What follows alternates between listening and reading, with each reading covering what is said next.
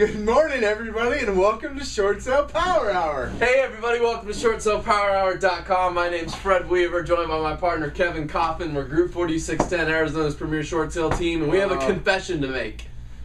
We've been filming these episodes since November of 2009, and never once have we done a second take. Till today. Till Kevin just said something so inappropriate, I really don't think we could air it on film, so we have now started this filming over. And you might have thought other stuff we said was inappropriate, but I'm pretty sure this You guys have no idea how far out of line I was. Yeah. And for those of you who know what the AVA is, yes, my Vector 5 is at like a 1. I'm completely unfiltered. I don't even think you meant to say it. I didn't mean to say it. It was hilarious. It's just words came out. So anyway, hey, today's Mindset Monday. I don't even know. Where are we? Oh, hey, well, we're still here. Specialized Phoenix. Loan Servicing has not, Aurora Loan Servicing has not, pursued us and, We haven't had a judgment filed against us to take our video down yet. I know that. Okay, so anyway, let's move on. Today's Mindset Monday. Yes.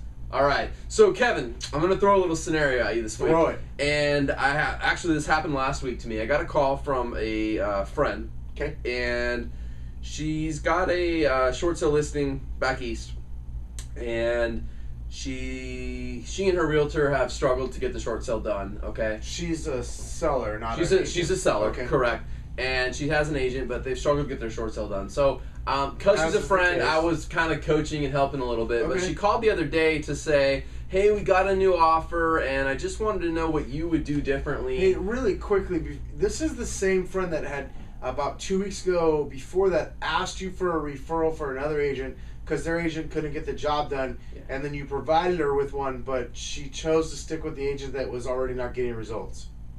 Is that the same person? Yes, Kevin. Okay. But I think that... I'm just trying to get clear. Okay, well, I don't know the story, but the episode's not about her. The episode is about a realization I had after the phone call. The question she asked me was, what would you have your homeowner do? Or what would you have your agent do if you were a homeowner? What would you have them do to get this short sale done at Bank of America? And so I went through a few things. I told her, I would really go top down, meaning rather than trying to call, she goes, would you call every day? And I said, well, yeah, the first thing I said is I'd be persistent, okay?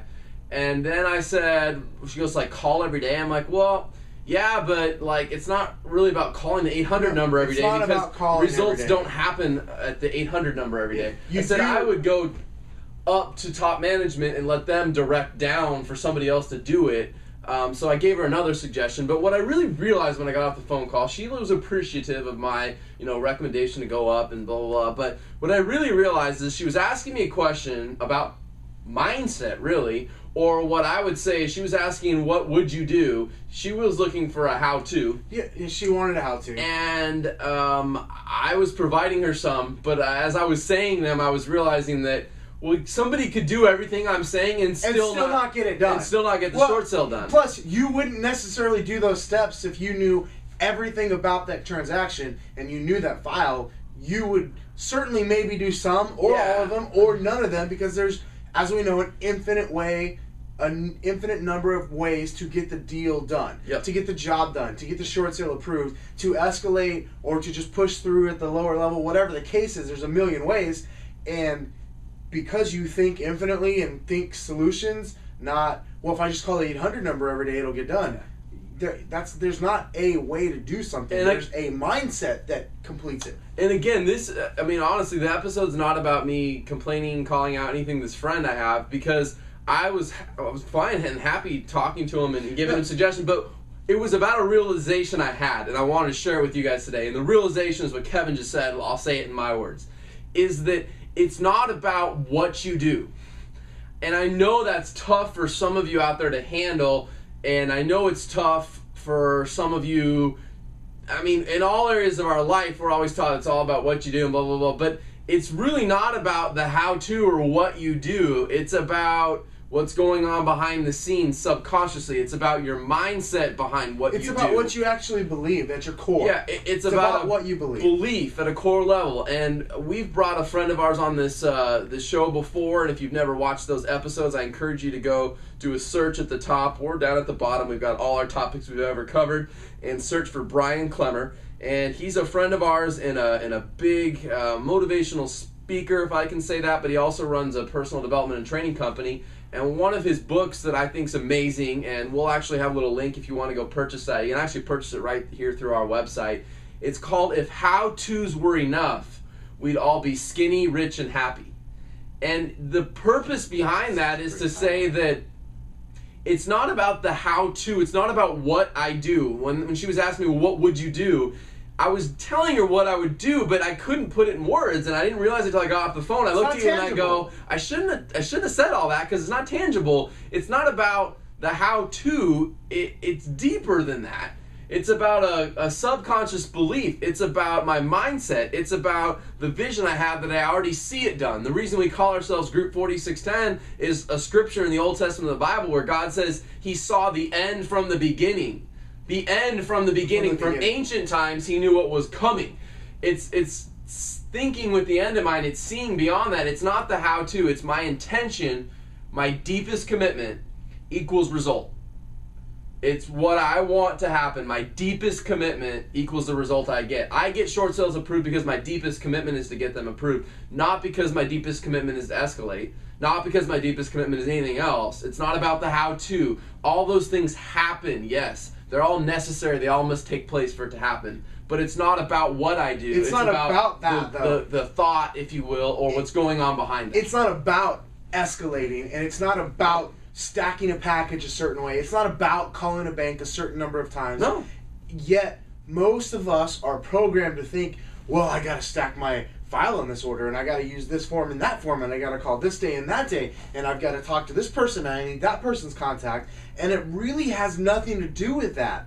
Now, I know that some of you don't like that answer or like that response, and I can understand where you're coming from, and I'll just tell you to get over yourself and your need to understand that, and know that when you come from a place of, I'm just going to get it done no matter what, solutions mindset, you'll start to open yourself up to more possibilities and more closed transactions and more people being helped and served and fulfilling your big why or your purpose, if you will, through your business if you open yourself up to that. But you've got to be willing to get over your need to understand and your need to know and your need to be right. One of the things that I hear a lot is I know, and you don't know. What you need to do is open up to more possibilities. Yeah. So I'll be vulnerable right now, and I'm going to put you on the vulnerable seat as well. And Go for it. I'm going to share a conversation we had at the gym yesterday. The conversation yesterday at the gym went something like this. We were talking with somebody else this week who was just saying, I know. And we were struggling because we know that person knows conceptually, but our concept of belief. It's not in a belief system for that person. Yeah, our concept of knowing is a belief system. If you knew it, you'd really do it. And we were sharing it. It'd be like you and I saying that we know about health. Yeah. Or we know not about health. We know about it. We know health. We both know about it. Yeah. We don't know it. And I say that to say that, like, we're not sitting here before you perfect people. I've lost a lot of weight in the last year, and I've put back on a significant portion of weight. Same thing for you in your life. Like, we both have a context of knowing things about weight. We both know how to eat better. We both know how to go to the gym every day at 4 o'clock and work out. I've been 400 pounds, and I've been 230 pounds, and I'm right in between that right now. I know about being 400 pounds. I know about being 225 pounds. I don't know either one of those anymore, though. I know about them. And we both surrendered to the fact that we still have work to do in that area. And we're going to listen to the experts, if you will, in that area. But it's less about listening to them, and it's more about we have to surrender to something bigger. No, it's about surrendering to someone else. I was talking to Ben, our trainer, yesterday when I was scheduling appointments for next week, now that he's back in the gym and we're back from vacation. And I just said to him, like, dude, it's on. It's go time. It's just whatever you say goes. Because even though there's a lot of stuff I know conceptually about it, I don't have to be right. It doesn't have to look the way I want it to look. Yeah. Because I'm open to more possibilities. And I don't think you want Ben to tell you, Kevin, you need to just eat less and work out with me every day. Well, no. Like, he's going to naturally do that, right? It'd be like us doing short sale power or not naturally coaching people of some how-tos for short sales. We're going to naturally do that. We're really taking advantage of the new 15-minute limit today. I know we are, but I'm just going. I don't care. Let's go. Thank you, YouTube, for expanding it. But the idea is that, like, there's more to it. And the reason we love Ben, our trainer, is because we know that he doesn't actually want us to train with him for the rest of his life. He wants us to, like, at a heart level belief system place get to the place where we both get health so that we don't have to keep coming back to him. And it's not about like we're going to always be perfect. I'm not talking about perfection here. I'm just talking about it'd be like Kevin and I walking into a room and saying, we know health. We know short cells. We've got that down. I'm not going to show up at a trainers convention and start teaching people how to work out and eat right. That's all I'm saying. I can tell you that. So if how-tos were enough, we'd all be skinny, rich, and happy. It's not about the how-to, guys. So when you find yourself going, how do I do this? How do I do that? You need to step back. Go to why. And you need to go to why, and you need to look deeper at a belief system level and identify what your deepest commitment is. When you go to why, the how-to just shows up. It always does every time. And I'll add one last piece to this puzzle. The one last piece is that we all have multiple commitments in life. We have what we like to call competing commitments, meaning that Kevin and I have a commitment to go work out, but I also have a commitment to eat really yummy looking chocolate with ice cream on it when it's in front of me.